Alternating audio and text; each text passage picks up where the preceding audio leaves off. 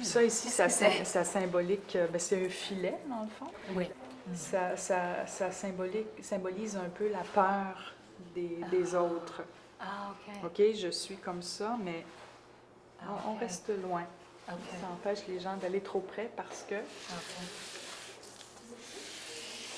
qu'ici, il y a de la vulnérabilité. On voit vraiment les blessures. Ah, OK. La vitre, les clous. Les trous dans les yeux, il n'y a pas de finition. Puis ici, j'ai aimé, c'est un peu comme un objectif que j'ai pour le reste de ma vie, c'est de choisir au lieu de réagir. Oui. Avoir un sentiment d'être en possession de mes moyens pour pouvoir choisir ce que je veux et non réagir à ce qui vient de l'extérieur vers moi. Donc le vide, sentiment d'inconsistance,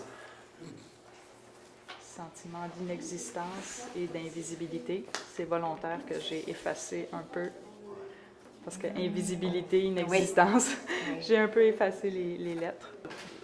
About 8 years after my father died, I was climbing in the Alps, actually doing a hike up in the Alps, and as I was walking up towards the hut that we were going to use before we did the final climb, I was getting closer and closer to the clouds and to the sky, and it felt like I was getting closer and closer to my dad. So I was crying as I was going up the mountain, feeling that way. And so for me, the idea of being in the mountains or anywhere else in nature for that matter, is where my dad is, because he's returned, ashes to ashes, dust to dust. It's more like nature to nature kind of a thing.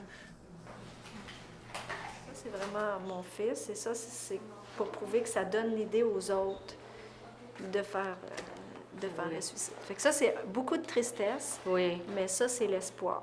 Ça, c'est la peine, et ça, c'est l'espoir. OK. Oui. C'est ça le titre. L'espoir pendant la souffrance. On dit toujours l'espoir après, mais non, c'est pas après. Je souffre encore. Oui. Alors, c'est l'espoir pendant la souffrance.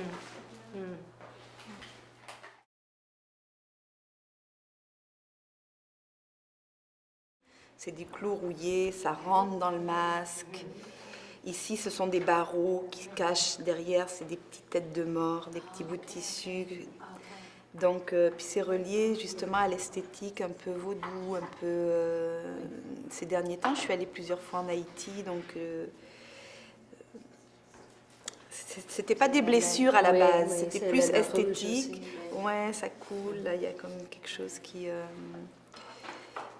pas... Il y a quelque chose qui est lourd dans le bas du masque, qui est comme plus sombre, qui évoque plus le côté de la mort. Mais ici, il y a toute la renaissance, toute la légèreté, la transformation, encore plein de petites antennes, là, mais elles sont vraiment nombreuses, là, parce qu'à chacune, il y en a plein, comme des synapses, hein, donc qui sont ouvertes sur la vie et qui évoquent plus la résilience, peut-être.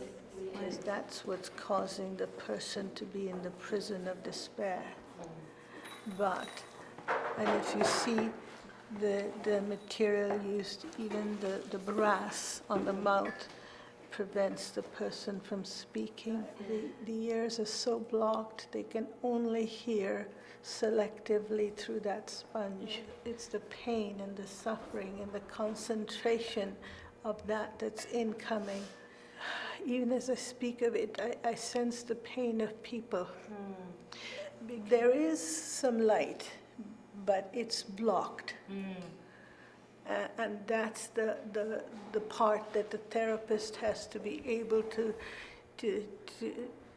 penetrate, and the clouds have to move away. So my title is The War for and / with life. The war for and with life. And with life. And there's despair, but wars can be won. Right. And if a person can see that, it's not a battle. You win the war, then you win. Right. It's a lot that you're carrying as a support worker, right? Yes. Like it's a lot to carry that. Because I have lost people. Yeah. And that's hard. Yeah. But there are people who have not lost. That's right. And people that have won the war. Ici, c'était des billes, mais là, c'est ça, on les voit pas très bien, mais parce que je trouvais que le drame du suicide, la souffrance, ça touchait à tous les sens.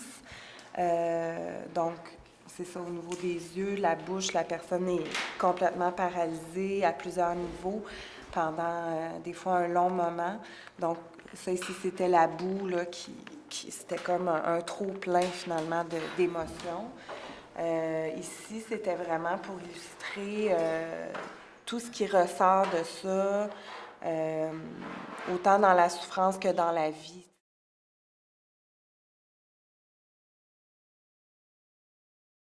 Like, this is kind of like a shroud almost, you know?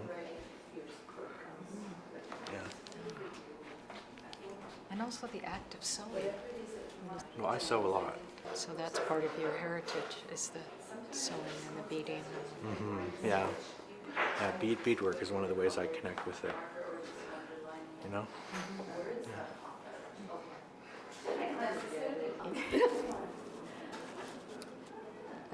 Was this on this side? You just tell me. How did you? I can't remember, but they're interchangeable, so it's okay. And how did you hold it?